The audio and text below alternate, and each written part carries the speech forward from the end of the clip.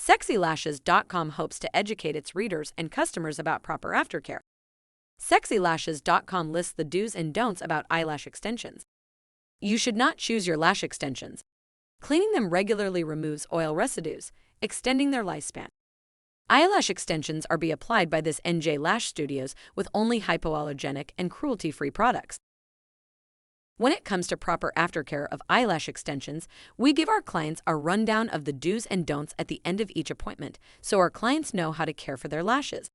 Caring for lash extensions is a must to prevent any eye infections and maintain their look longer, said Ash Santiago, owner and licensed esthetician.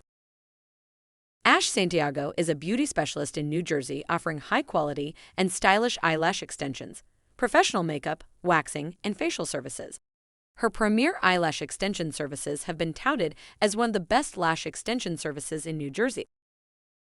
To learn more, visit the link in the description. Subscribe to the latest news.